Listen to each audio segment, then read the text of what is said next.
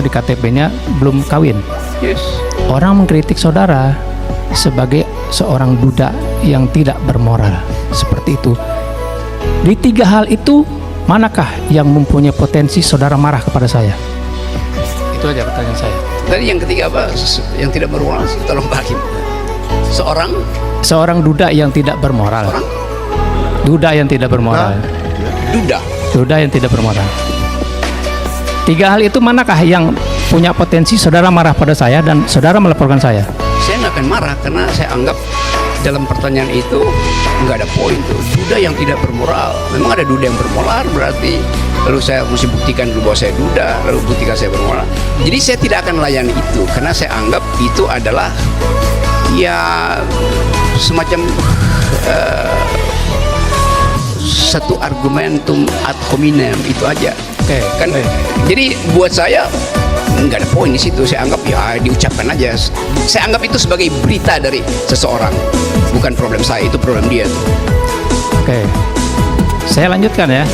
Bagaimana seandainya berita yang terakhir tadi yang saya dapat tentang duda tadi, saya peroleh dari data-data yang entah dari mana saya peroleh, itu saya bilang kepada saudara.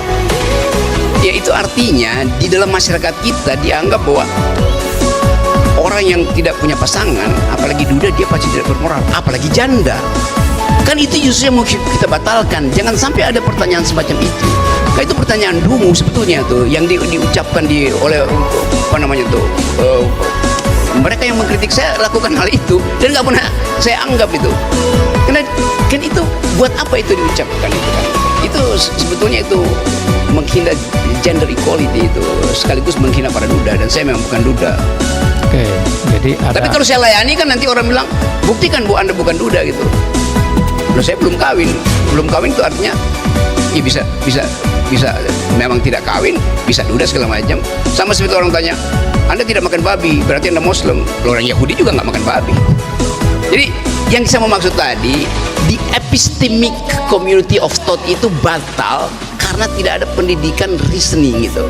Nah itu nggak mungkin timbul dalam percakapan di negara yang bermutu akademisinya, itu nggak akan ada pertanyaan semacam itu. Jadi saya mau terangkan aja secara umum bahwa kita gagal menerapkan prinsip-prinsip berpikir yang teduh